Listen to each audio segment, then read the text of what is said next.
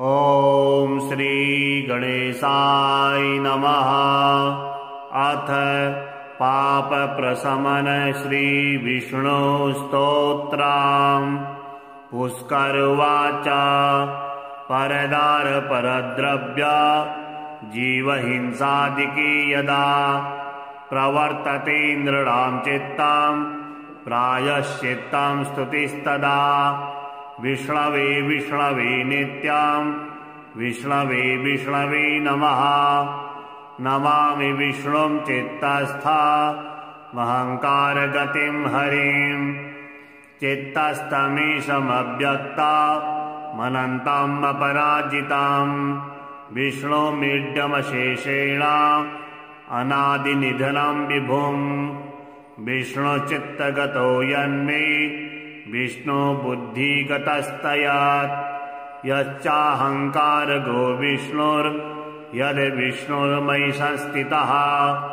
करोति कर्म भूतोऽसौ स्थावरस्य चरस्य च तत्पापन्नाशमायातु तस्मिन्नेव हि चिन्तिते ध्यातो हरति यत्पापं स्वप्ने दृष्टतु भावनात् तमुपेन्द्रमहं विष्णुं प्रणतार्तिहरं हरिं जगत्यस्मिन् निराधारे मज्जमाने तमस्त्यधः हस्तावलम्बनं विष्णुं प्रणमामि परात्परां सर्वेश्वरेश्वर विभु परमात्मन्नधोक्षज ऋषिकेश ऋषिकेश ऋषिकेश नमोऽस्तुते नृसिंहानन्त गोविन्द भूतभावन केशव दुरुक्तां दुष्कृतां ध्यातां समयाघ्न नमोऽस्तुते यन्मया चिन्तितां दुष्टां स्वचित्तवशवर्तिना अकार महत्युग्र अच्छमच्छयन्न केशव ब्रह्मण्यदेव गोविन्द परमार्थपरायणां जगन्नाथ जगद्ध्यातः पापं प्रशमयाच्युत यथापराह्ने सायाह्ने मध्याह्ने च तथा निशि कायेन मनसा वाचा कृतं पापमजानता जानता च ऋषिकेश पुण्डरीकाक्ष माधव नामत्रयोच्चारणतः स्वप्ने यातुममक्षयाम् शरीरं मे ऋषिकेश पुण्डरीकाक्ष माधव पापं प्रशमयाद्यत्वां वाक्कृतं मम माधव यद्भुञ्जन् यत्स्वपस्तिष्ठान् गच्छन् जाग्रत् यदा स्थितः कृतवान् पापमद्याहं कायेन मनसा गिरा यत् स्वल्पमपि अस्थूलं कुयो निरनरकावहां तद्यातु प्रशमत् सर्वा वासुदेवानुकीर्तनात्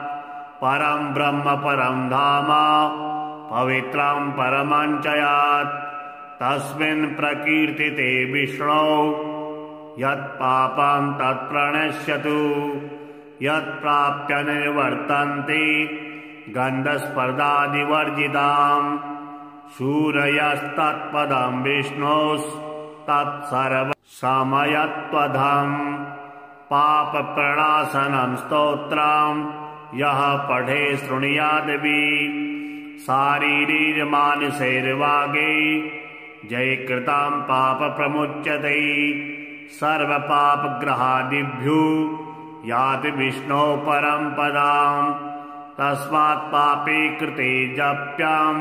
स्तोत्रं सर्वाघमर्दनं प्रायश्चित्तमघोघानां स्तोत्रं वत्कृते वरां प्रायश्चित्ते स्तोत्रजपैर्व्रतैर्नश्यति पातकां ततः कार्याणि संसिद्धे तानि वै भुक्तिमुक्तये परदार परद्रव्य जीवहिंसादिकी यदा प्रवर्तते नृणां चित्तं प्रायश्चित्तं स्तुतिस्तदा विष्णवे विष्णवे नित्यं विष्णवे विष्णवे नमः। नमामि विष्णुं चित्तस्था महङ्कारगतिं हरिं चित्तस्तमीशमव्यक्ता मनन्तम् अपराजिताम् विष्णुमीड्यमशेषेण अनादिनिधनं विभुम् विष्णुचित्तगतो यन्मे विष्णुबुद्धिगतस्तयात् यच्चाहङ्कारगो विष्णुर्यद् विष्णुर्मयि संस्थितः करोति कर्म भूतोऽसौ स्थावरस्य चरस्य च तत्पापन्नाशमायातु तस्मिन्नेव हि चिन्तिते जातो हरति यत्पापं स्वप्ने दृष्टतु भावनात् तमुपेन्द्रमहं विष्णुं प्रणतार्तिहरं हरिं जगत्यस्मिन् निराधारे मज्जमाने तमस्त्यधः हस्तावलम्बनं विष्णुं प्रणमामि परात्परां सर्वेश्वरेश्वर विभु परमात्मन्नधोक्षज ऋषिकेश ऋषिकेश ऋषिकेश नमोऽस्तु ते नृसिंहानन्त गोविन्द भूतभावन केशव दुरुक्तां दुष्कृतां जातां समयाघन नमोऽस्तु ते यन्मया चिन्तितां दुष्टां स्वचित्तवशवर्तिना अकार महत्युग्र अच्छमच्छयन्न केशव ब्रह्मण्यदेव गोविन्द परमार्थपरायणां जगन्नाथ जगद्धातः पापं प्रशमयाच्युत यथापराह्ने सायाह्ने मध्याह्ने च तथा निशि कायेन मनसा वाचा कृतं पापमजानता जानता च ऋषिकेश पुण्डरीकाक्ष माधव नामत्रयोच्चारणतः स्वप्ने यातुममक्षयाम् शरीरं मे ऋषिकेश पुण्डरीकाक्ष माधव पापं प्रशमयाद्यत्वां वाक्कृतं मम माधव यद्भुञ्जन् यत्स्वपस्तिष्ठान्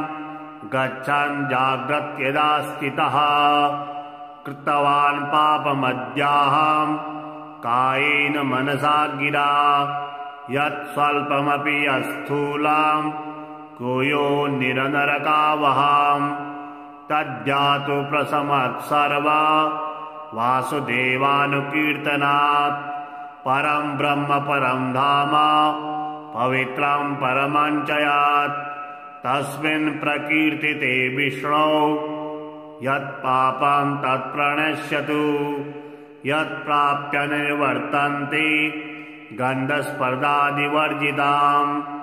शूरयस्तत्पदं विष्णोस्तत्सर्वसमयत्वदम् पापप्रणाशनं स्तोत्रं यः पठे शृणुयादपि शारीरिर्मानसैर्वागे जयकृतं पापप्रमुच्यते सर्वपापग्रहादिभ्यो याति विष्णो परं पदां तस्मात् पापे कृते जप्यां स्तोत्रं सर्वाघमर्दनं प्रायश्चित्तमघोघानां स्तोत्रं वत्कृते वरां प्रायश्चित्ते स्तोत्रजपैर्व्रतैर्नश्यति पातकां ततः कार्याणि संसिद्धे तानि वै भुक्तिमुक्तये परदार परद्रव्य जीवहिंसादिके यदा प्रवर्तते नृणां चित्तं प्रायश्चित्तं स्तुतिस्तदा विष्णवे विष्णवे नित्यं विष्णवे विष्णवे नमः। नमामि विष्णुं चित्तस्था महङ्कारगतिं हरिं चित्तस्तमीशमव्यक्ता मनन्तम् अपराजिताम् विष्णुमीड्यमशेषेण अनादिनिधनं विभुम् विष्णुचित्तगतो यन्मे विष्णुबुद्धिगतस्तयात् यच्चाहङ्कारगो विष्णुर्यद् विष्णुर्मयि संस्थितः करोति कर्म भूतोऽसौ स्थावरस्य चरस्य च तत्पापन्नाशमायातु तस्मिन्नेव हि चिन्तिते जातो हरति यत्पापं स्वप्ने दृष्टतु भावनात् तमुपेन्द्रमहं विष्णुं प्रणतार्तिहरं हरिं जगत्यस्मिन्निराधारे मज्जमाने तमस्त्यधः हस्तावलम्बनं विष्णुं प्रणमामि परात्परां सर्वेश्वरेश्वर विभु परमात्मन्नधोक्षज ऋषिकेश ऋषिकेश ऋषिकेश नमोऽस्तु ते नृसिंहानन्त गोविन्द भूतभावन केशव दुरुक्तां दुष्कृतां जातां समयाघन नमोऽस्तु ते यन्मया चिन्तितां दुष्टां स्वचित्तवशवर्तिना अकार महत्युग्र अच्छमच्छयन्न केशव ब्रह्मण्यदेव गोविन्द परमार्थपरायणां जगन्नाथ जगद्धातः पापं प्रशमयाच्युत यथापराह्ने सायाह्ने मध्याह्ने च तथा निशि कायेन मनसा वाचा कृतं पापमजानता जानता च ऋषिकेश पुण्डरीकाक्ष माधव नामत्रयोच्चारणतः स्वप्ने यातुममक्षयाम् शरीरं मे ऋषिकेश पुण्डरीकाक्ष माधव पापं प्रशमयाद्यत्वां वाक्कृतं मम माधव यद्भुञ्जन् यत्स्वपस्तिष्ठान् गच्छन् जाग्रत् यदा स्थितः कृतवान् पापमद्याहं कायेन मनसा गिरा यत्स्वल्पमपि अस्थूलं कुयो निरनरकावहां तज्जातु प्रशमत् सर्वा वासुदेवानुकीर्तनात् परं ब्रह्म परं धाम पवित्रं परमं च यात् तस्मिन् प्रकीर्तिते विष्णो यत्पापं तत्प्रणश्यतु यत्प्राप्य निर्वर्तन्ते गन्धस्पर्धादिवर्जितां शूरयस्तत्पदं विष्णोस्तत्सर्वसमयत्वदं पापप्रणाशनं स्तोत्रं यः पठे शृणुयादपि शारीरिर्मानसैर्वागे जयकृतं पापप्रमुच्यते सर्वपापग्रहादिभ्यो याति विष्णो परं पदां तस्मात् पापे कृते जप्यां स्तोत्रं सर्वाघमर्दनं प्रायश्चित्तमघोघानां स्तोत्रं वत्कृते वरां प्रायश्चित्ते स्तोत्रजपैर्व्रतैर्नश्यति पातकां ततः कार्याणि संसिद्धे तानि वै भुक्तिमुक्तये परदार परद्रव्य जीवहिंसादिके यदा प्रवर्तते नृणां चित्तां प्रायश्चित्तं स्तुतिस्तदा विष्णवे विष्णवे नित्यां विष्णवे विष्णवे नमः नमामि विष्णुं चित्तस्था महङ्कारगतिं हरिं चित्तस्तमीशमव्यक्ता मनन्तं अपराजितां विष्णुमीड्यमशेषेण अनादिनिधनं विभुं विष्णुचित्तगतो यन्मे विष्णुबुद्धिगतस्तयात् यच्चाहङ्कारगो विष्णुर्यद् विष्णुर्मयि संस्थितः करोति कर्म भूतोऽसौ स्थावरस्य चरस्य च तत्पापन्नाशमायातु तस्मिन्नेव हि चिन्तिते जातो हरति यत्पापं स्वप्ने दृष्टतु भावनात् तमुपेन्द्रमहं विष्णुं प्रणतार्तिहरं हरिं जगत्यस्मिन्निराधारे मज्जमाने तमस्त्यधः हस्तावलम्बनं विष्णुं प्रणमामि परात्परां सर्वेश्वरेश्वर विभु परमात्मन्नधोक्षज ऋषिकेश ऋषिकेश ऋषिकेश नमोऽस्तु ते नृसिंहानन्त गोविन्द भूतभावन केशव दुरुक्तां दुष्कृतां जातां समयाघ्न नमोऽस्तु ते यन्मया चिन्तितां दुष्टां स्वचित्तवशवर्तिना अकार महत्युग्र अच्छमच्छयन्न केशव ब्रह्मण्यदेव गोविन्द परमार्थपरायणां जगन्नाथ जगद्धातः पापं प्रशमयाच्युत यथापराह्ने सायाह्ने मध्याह्ने च तथा निशि कायेन मनसा वाचा कृतं पापमजानता जानता च ऋषिकेश पुण्डरीकाक्ष माधव नामत्रयोच्चारणतः स्वप्ने यातुममक्षयाम् शरीरं मे ऋषिकेश पुण्डरीकाक्ष माधव पापं प्रशमयाद्यत्वां वाक्कृतं मम माधव यद्भुञ्जन् यत् स्वपस्तिष्ठान् गच्छन् जाग्रत्यदा स्थितः कृतवान् पापमद्याहं कायेन मनसा गिरा यत् स्वल्पमपि अस्थूलां कुयो निरनरकावहां तद्यातु प्रशमत् सर्वा वासुदेवानुकीर्तनात् परं ब्रह्म परं धाम पवित्रं परमं च यात् तस्मिन् प्रकीर्तिते विष्णो यत्पापं तत्प्रणश्यतु यत्प्राप्य निवर्तन्ते गन्धस्पर्धादिवर्जितां शूरयस्तत्पदं विष्णोस्तत्सर्वसमयत्वदं पापप्रणाशनं स्तोत्रं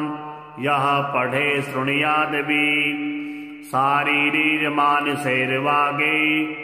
जयकृतां पापप्रमुच्यते सर्वपापग्रहादिभ्यो याति विष्णो परं पदां तस्मात् पापे कृते जप्यां स्तोत्रं सर्वाघमर्दनं प्रायश्चित्तमघोघानां स्तोत्रं वत्कृते वरां प्रायश्चित्ते स्तोत्रजपैर्व्रतैर्नश्यति पातकां ततः कार्याणि संसिद्धे तानि वै भुक्तिमुक्तये परदार परद्रव्य जीवहिंसादिके यदा प्रवर्तते नृणां चित्तं प्रायश्चित्तं स्तुतिस्तदा विष्णवे विष्णवे नित्यं विष्णवे विष्णवे नमः नमामि विष्णुं चित्तस्था महङ्कारगतिं हरिं चित्तस्तमीशमव्यक्ता मनन्तं अपराजितं विष्णुमीड्यमशेषेण अनादिनिधनं विभुं विष्णुचित्तगतो यन्मे विष्णुबुद्धिगतस्तयात् यच्चाहङ्कारगो विष्णुर्यद् विष्णुर्मयि संस्थितः करोति कर्मभूतोऽसौ स्थावरस्य चरस्य च तत्पापन्नाशमायातु तस्मिन्नेव हि चिन्तिते जातो हरति यत्पापं स्वप्ने दृष्टतु भावनात् तमुपेन्द्रमहं विष्णुं प्रणतार्तिहरं हरिं जगत्यस्मिन्निराधारे मज्जमाने तमस्त्यधः हस्तावलम्बनं विष्णुं प्रणमामि परात्पराम् सर्वेश्वरेश्वर विभु परमात्मन्नधोक्षज ऋषिकेश ऋषिकेश ऋषिकेश नमोऽस्तुते नृसिंहानन्त गोविन्द भूतभावन केशव दुरुक्तां दुष्कृतां जातां समयाघ्न नमोऽस्तुते यन्मया चिन्तितां दुष्टां स्वचित्तवशवर्तिना अकार महत्युग्र अच्छमच्छयन्न केशव ब्रह्मण्यदेव गोविन्द परमार्थपरायणां जगन्नाथ जगद्धातः पापं प्रशमयाच्युत यथापराह्ने सायाह्ने मध्याह्ने च तथा निशि कायेन मनसा वाचा कृतं पापमजानता जानता च ऋषिकेश पुण्डरीकाक्ष माधव नामत्रयोच्चारणतः स्वप्ने यातुममक्षयाम् शरीरं मे ऋषिकेश पुण्डरीकाक्ष माधव पापं प्रशमयाद्यत्वां वाक्कृतं मम माधव यद्भुञ्जन् यत् स्वपस्तिष्ठान् गच्छन् जाग्रत् यदा स्थितः कृतवान् पापमद्याहं कायेन मनसा गिरा यत् स्वल्पमपि अस्थूलां कुयो निरनरकावहाम् तद्यातु प्रशमत् सर्वा वासुदेवानुकीर्तनात् परं ब्रह्म परं धाम पवित्रं परमञ्चयात् तस्मिन् प्रकीर्तिते विष्णौ यत्पापं तत्प्रणश्यतु यत्प्राप्य निर्वर्तन्ते गन्धस्पर्धादिवर्जिताम् शूरयस्तत्पदं विष्णोस्तत्सर्वसमयत्वधम् पापप्रणाशनं स्तोत्रं यः पठे शृणुयादपि शारीरिर्मानसैर्वागे जयकृतं पापप्रमुच्यते सर्वपापग्रहादिभ्यो याति विष्णो परं पदाम् तस्मात् पापे कृते जप्यां स्तोत्रं सर्वाघमर्दनम् प्रायश्चित्तमघोघानां स्तोत्रं वत्कृते वराम् प्रायश्चित्ते स्तोत्रजपैर्व्रतैर्नश्यति पातकाम् ततः कार्याणि संसिद्धे तानि वै भुक्तिमुक्तये परदार परद्रव्य जीवहिंसादिके यदा प्रवर्तते नृणां चित्तं प्रायश्चित्तं स्तुतिस्तदा विष्णवे विष्णवे नित्यं विष्णवे विष्णवे नमः नमामि विष्णुं चित्तस्था महङ्कारगतिं हरिं चित्तस्तमीशमव्यक्ता मनन्तम् अपराजिताम् विष्णुमीड्यमशेषेण अनादिनिधनं विभुम् विष्णुचित्तगतो यन्मे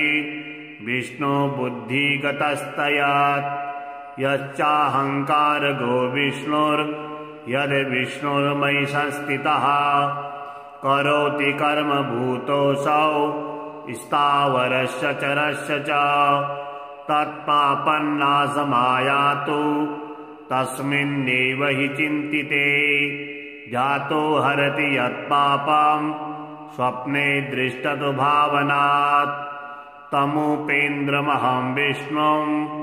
प्रणतार्तिहरं हरिं जगत्यस्मिन्निराधारे मज्जमाने तमस्त्यधः हस्तावलम्बनं विष्णुं प्रणमामि परात्पराम् सर्वेश्वरेश्वर विभु परमात्मन्नधोक्षज ऋषिकेश ऋषिकेश ऋषिकेश नमोऽस्तु ते। नृसिंहानन्त गोविन्द भूतभावन केशव दुरुक्तां दुष्कृतां जातां समयाघ्न नमोऽस्तु ते। यन्मया चिन्तितां दुष्टां स्वचित्तवशवर्तिना अकार महत्युग्र अच्छमच्छयन्न केशव ब्रह्मण्यदेव गोविन्द परमार्थपरायणां जगन्नाथ जगद्धातः पापं प्रशमयाच्युत। यथापराह्ने सायाह्ने मध्याह्ने च तथा निशि कायेन मनसा वाचा कृतं पापमजानता जानता च ऋषिकेश पुण्डरीकाक्ष माधव। नामत्रयोच्चारणतः स्वप्ने यातुमक्षयाम् शरीरं मे ऋषिकेश पुण्डरीकाक्ष माधव। पापं प्रशमयाद्यत्वां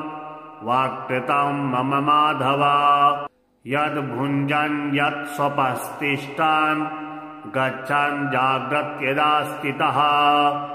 कृतवान् पापमद्याहं कायेन मनसा गिरा। यत्स्वल्पमपि स्थूलं कुयो निरनरकावहां तद्यातु प्रशमत् सर्वा वासुदेवानुकीर्तनात्। परं ब्रह्म परं धाम पवित्रं परमं च यत् तस्मिन् प्रकीर्तिते विष्णो यत्पापं तत्प्रणश्यतु। यत्प्राप्य निर्वर्तन्ते गन्धस्पर्धादिवर्जिताम् शूरयस्तत्पदं विष्णोस्तत्सर्वसमयत्वधम्। पापप्रणाशनं स्तोत्रं यः पठे शृणुयादपि शारीरिर्मानसैर्वागे जयकृतं पापप्रमुच्यते। सर्वपापग्रहादिभ्यो याति विष्णो परं पदम्। तस्मात् पापे कृते जप्यं स्तोत्रं सर्वाघमर्दनम्। प्रायश्चित्तमघोघानां स्तोत्रं वत्कृते वरम्। प्रायश्चित्ते स्तोत्रजपैर्व्रतैर्नश्यति पातकाम्। ततः कार्याणि संसिद्धे तानि वै भुक्तिमुक्तये। परदार परद्रव्य जीवहिंसादिके यदा प्रवर्तते नृणां चित्तं प्रायश्चित्तं स्तुतिस्तदा। विष्णवे विष्णवे नित्यं विष्णवे विष्णवे नमः। नमामि विष्णुं चित्तस्थमहङ्कारगतिं हरिं। चित्तस्थमीशमव्यक्तमनन्तम् अपराजितम्। विष्णुमीड्यमशेषेण अनादिनिधनं विभुम्। विष्णुचित्तगतो यन्मे विष्णुबुद्धिगतस्तयात्। यच्चाहङ्कारगो विष्णुर्यद् विष्णुर्मयि संस्थितः। करोति कर्म भूतोऽसौ स्थावरस्य चरस्य च। तत्पापन्नाशमायातु तस्मिन्नेव हि चिन्तिते। जातो हरति यत्पापं स्वप्ने दृष्टतु भावनात्। तमुपेन्द्रमहं विष्णुं प्रणतार्तिहरं हरिं। जगत्यस्मिन्निराधारे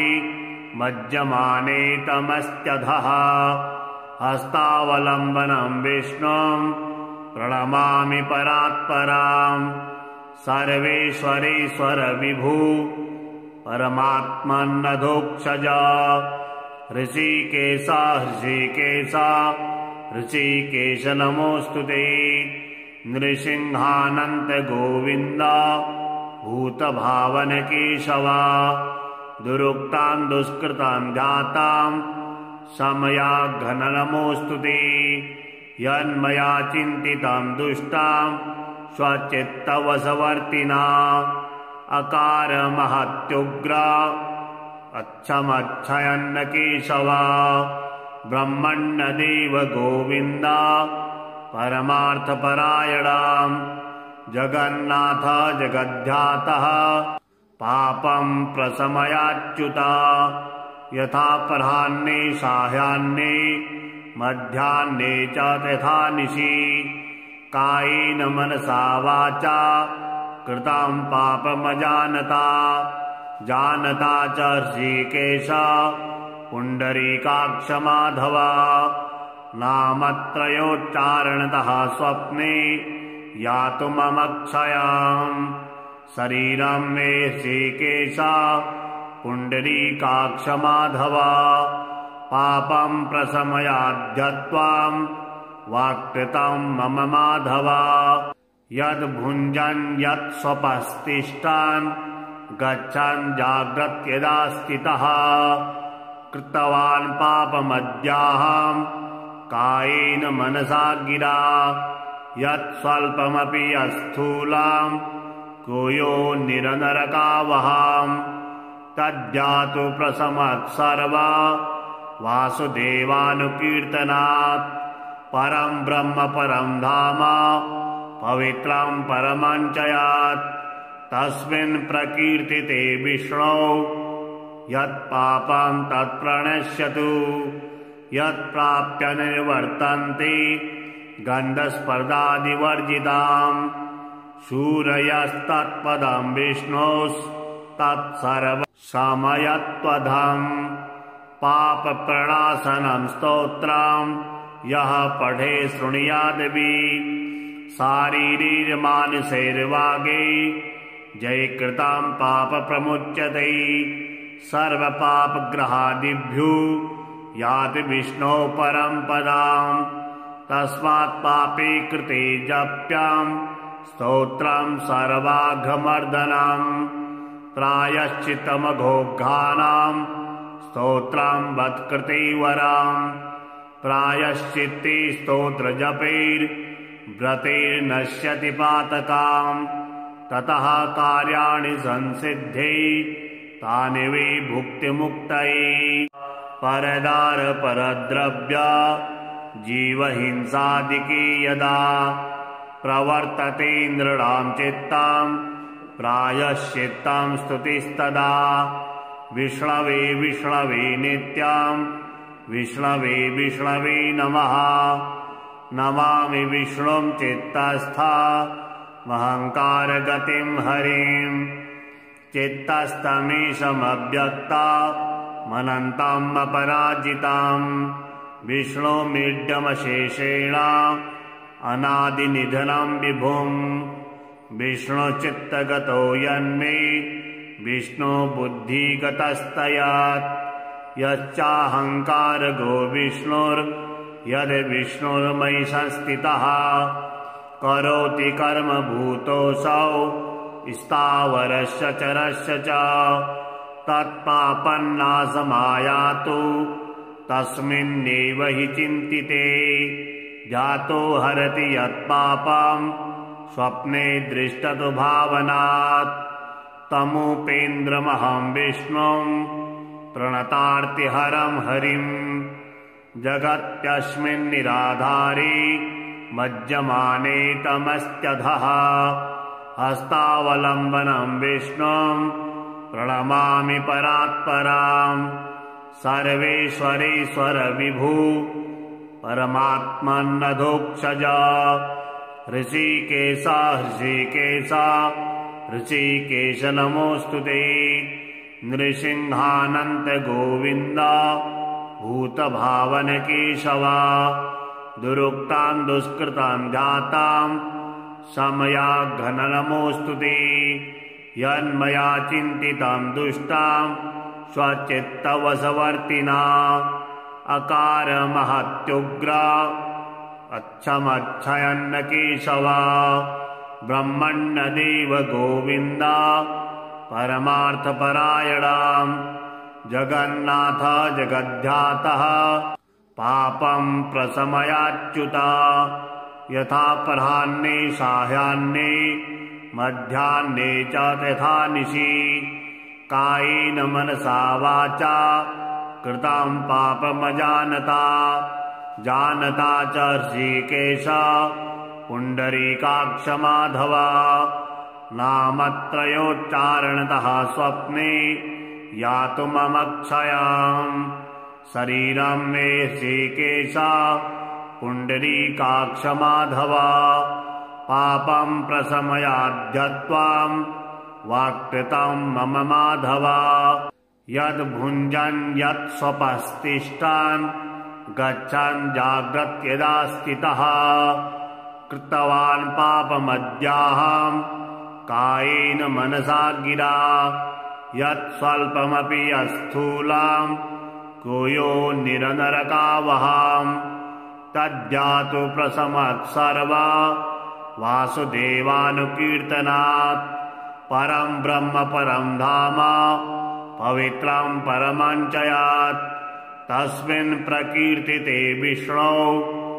यत्पापं तत्प्रणश्यतु यत्प्राप्य निर्वर्तन्ते गन्धस्पर्धादिवर्जिताम् शूरयस्तत्पदं विष्णोस्तत्सर्वसमयत्वधम् पापप्रणाशनं स्तोत्रं यः पठे शृणुयादपि शारीरिर्मानसैर्वागे जयकृतं पापप्रमुच्यते सर्वपापग्रहादिभ्यो याति विष्णो परं पदाम् तस्मात् पापे कृते जप्यां स्तोत्रं सर्वाघमर्दनम् प्रायश्चित्तमघोघानां स्तोत्रं वत्कृते वराम् प्रायश्चित्ते स्तोत्रजपैर्व्रतैर्नश्यति पातकाम् ततः कार्याणि संसिद्धे तानि वै भुक्तिमुक्तये।